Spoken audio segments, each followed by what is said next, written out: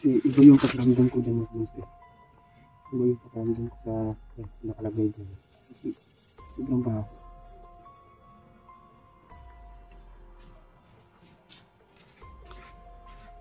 Ano yun bro?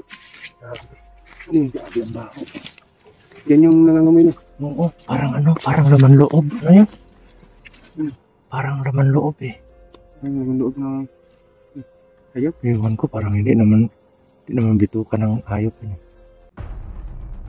Grabe, ang dami nila mga idol.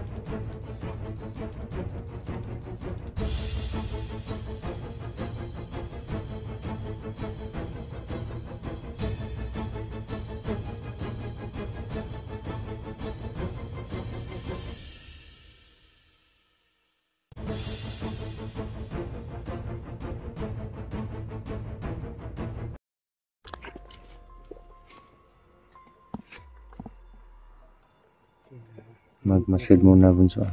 Yung pa mga idol, andito na po kami sa location. Dito po kami pumasok. At medyo masama po yung amoy dito. Masama yung presensya at ang amoy. Nangangamoy patay na tao or patay bulok na ano. Parang ano na. Patay na ano bro, sobrang mabaho. Umalingasaw po dito. Kahit nasa mas na namin makabunso tumatagos. Wala namin, basta may malaking kahoy dito makabunso, you know. Ito pa.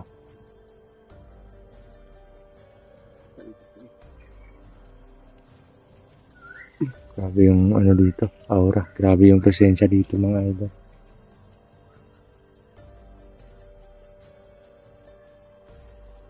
So ano? Banti tayo.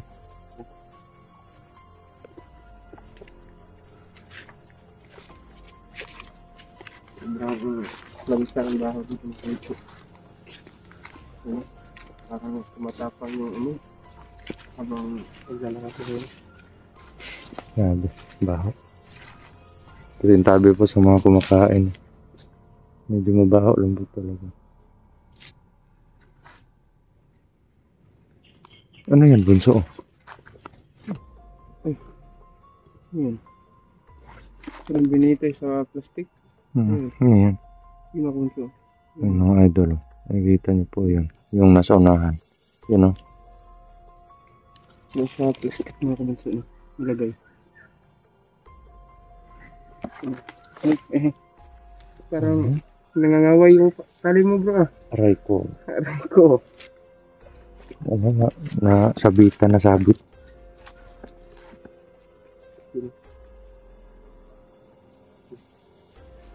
Tao bunso. May tao doon. Magkumpiyansa. Baka marami pa dyan eh. Hindi ko nararamdaman yung presensya nila mga idol. Makikita ko na lang bigla. Baga tinatago nila yung ano. Ito yung sistema dito nila ngayon mga idol, no? Parang tinatago nila yung mga presensya nila para hindi namin masagap. Yan lang oh. Ano yan? may kahoy ito po. Oo nga. Nakatali. Yan. Dito. Saka sa bandang unahan na din po. May mga kalapan doon banda mga idol. At yan, yung nasa cellophane. Cellophane ba yan? Parang yan ang yung ano po. Parang nangangamoy eh. Tingnan natin kung ano yan. Ano talaga yun? Dalawa yung ano. Tao. Mga idol. Dalawa po sila. Yan. Yan o. Yan o. Yan. At yun. Isa. Dalawa. Yan. Yun yung isa. Yan. Yan. Yan. Kumalaw. Tignan ko nga yung ano bunso. Tignan ko. Dito na ako bro.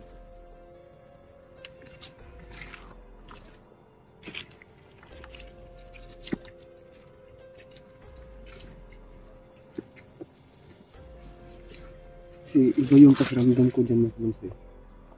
Iba yung pakiramdam ko sa nakalagay dyan. Kasi sobrang baho.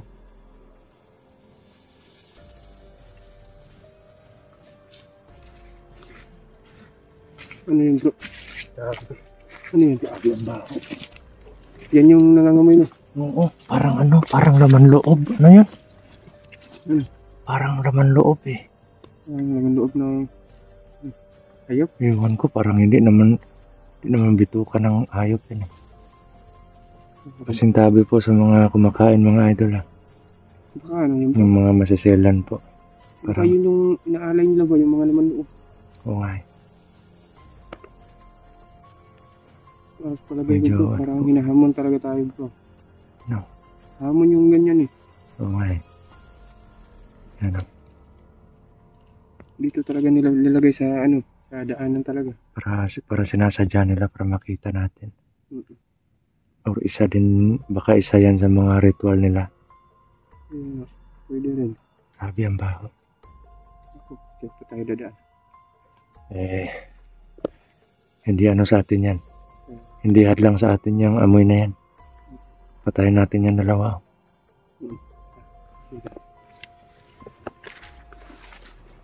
Yuko lang, yuko.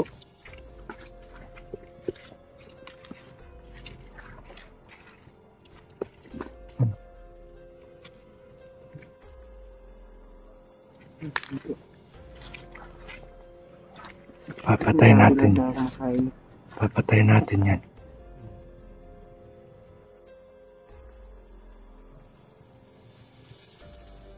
Tirahin natin yung dalawa bro.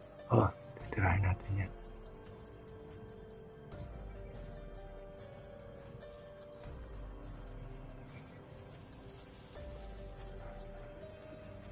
Hanap ng tiyempo.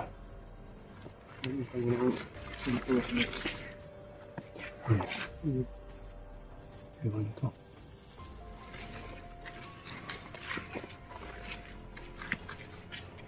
Takot.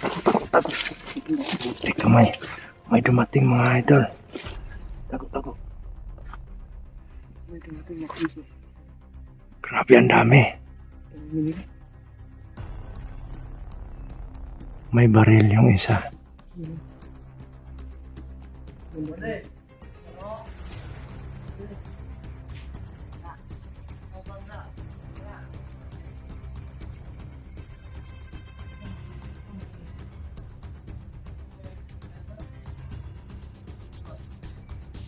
Grabe ang dami nila mga idol. Parang kinukumusta nila yung ano nila. Yung nagbabantay dito.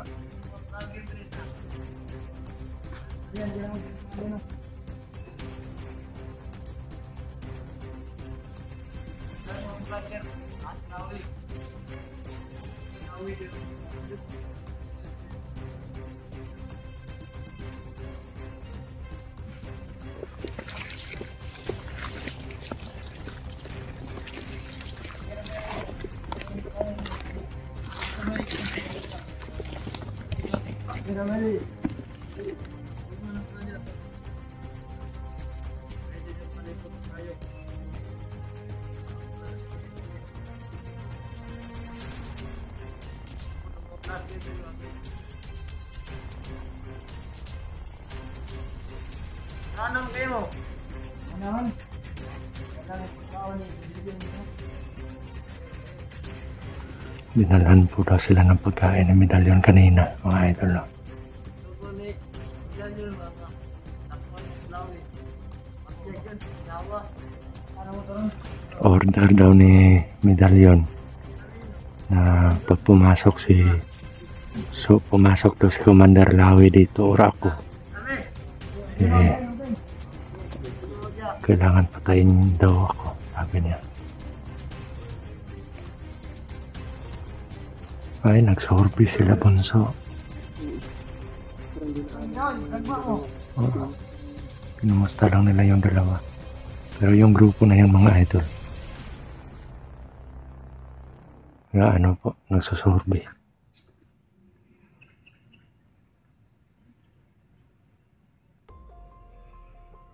Huwag muna, Bunso, ha. Relax muna. Tinatago din namin ang aura namin eh, para hindi kami matiktikan.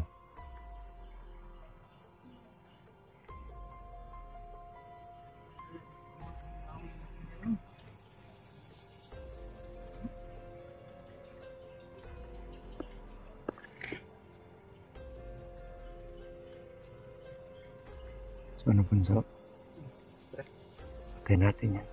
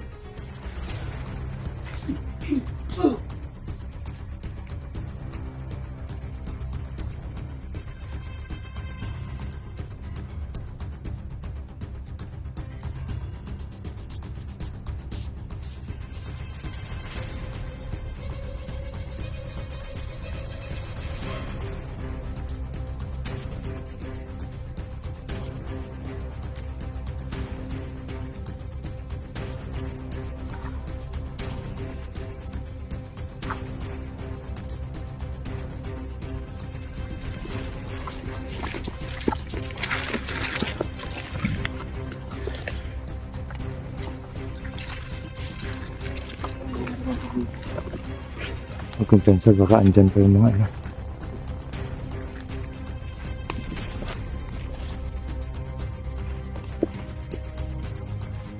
Parang andyan na sa malapit. Iwas tayo sa maraming kalaban. Kasi delikado tayo eh.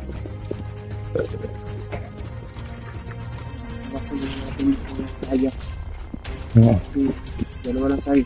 Kung kaya natin mag silent kill tayo. Pero kailangan doble ingat. Sana hindi nila makita yung ano.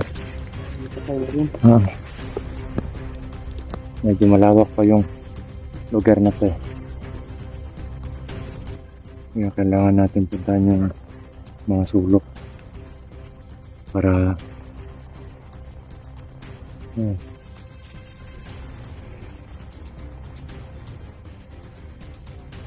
Ganito lang.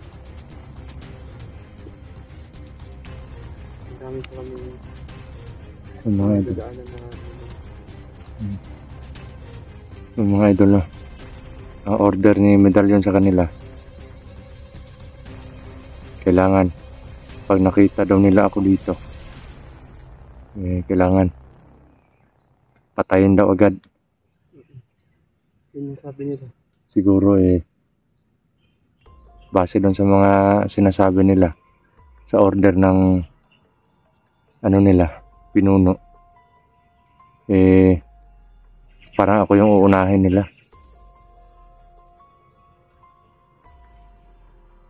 Baka ikaw yung ano bro, yung sunod na plano nila sa kay Johnny Hunter.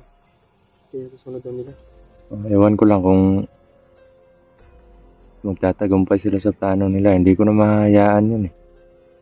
Kasi andito tayo para ubusin yung mga kalaban na yan. Hindi tayo nandito para magpaapi sa kanila or magpatalo. Yun yung pinanghahawakan ko talaga. Ano man mangyari, uuwi akong ligtas. Kasi may pamilya ako eh. May pamilya tayo. May uwian pa tayo. Kailangan ibuo yung grupo natin. Kung sakaling makakompleto na tayo dito. Habang ang wala pa sila, kailangan muna nating linisan yung mga bawat sulok para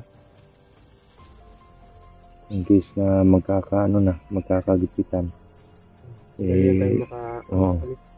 Walang haharang sa atin palabas. Nabalitaan ko din na parang may isang bata na naman silang nakuha. May isang bata na naman silang bihag ngayon or iaalay daw nila yon. Ano kaya mga naman loob yun bro? Ewan ko lang. Parang iba eh. Parang hindi naman sa hayop yun eh. Ito yung paligid mga idol. Pagmasdan nyo po. Medyo po. Kahit sa cellphone nyo po. Kahit sa cellphone nyo po tingnan. Sobrang po yung ng lugar na to. Sobrang creepy. Yan. May masamang aura po na bumabalot dito sa lugar na to. Yan. Masamang aura. Ito rin isa rin po. Maraming Yan. Mga yan eh. Mga bagon.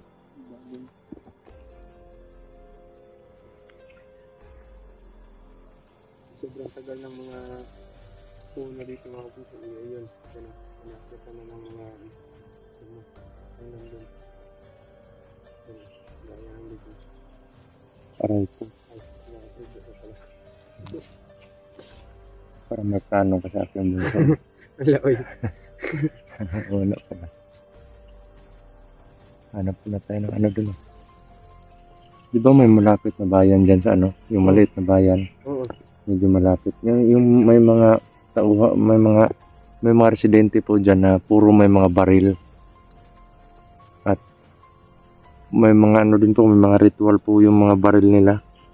Pero mga po sila, mga civilian. Kadalasan po pag katulad nito wala kaming baon. Tapos may darating na pambiling pagkain sa amin. Doon po kami bumibili. Saka kilala naman nila tayo. Oh, kilala na po nila kami. Kami ang tawag doon? Tumutugis ng mga masasama. Kasi sabi daw nila, marami na pong bata na nawawala sa kanila doon. Kasi dinudukot daw ng mga taong nakaitim. At marami na din po silang nahuli at pinatay daw nila. Kasi sinabi nila na kung iti-turn over lang nila, pwedeng magtaguloy lang mawala at babalik dito at maghiganti sa kanila, kaya pinapatay na lang nila. At minsan po nakaka-enkwentro po daw sila doon. Medyo hindi naman medyo malapit. Parang may pagkalayuan din yung nila. Sitio. Parang pinapaligiran ng bundok. Nasa siya sa pagitnaan ng bundok. Yung bayan na yun. Maliit na, parang sitio siya pero kumpleto. May kuryente. Parang generator yung ginagamit nila doon, di ba? Saka marami silang hayop doon bro. May mga hayop. Parang may bako din na orasyon yung sitio nila. At hindi ko lang masabi kung sino yung ano nila doon kasi may isang matanda daw na Nag-hold sila doon. nagbigay ng protection sa kanila doon. Hindi pa daw yan ganyan yung lugar nila noon eh. Mula nung binigyan sila ng proteksyon ng matandang yon, binigyan ng bakod kaya bawat isa din sa kanila nagkaroon ng mga tawag nito, katangian, hindi na sila takot kasi marunong na silang lumaban. Pero yun nga lang, ayaw nilang makisawsaw sa gulo namin. Kaya welcome naman po daw kami kung pupunta kami doon. Kung may bibilhin. May mga tindahan din doon. Mga doon. So ano bunso? Hanap tayo ng pwesto. Puntahan natin doon. Parang may nasasagap na naman ako doon. Tara.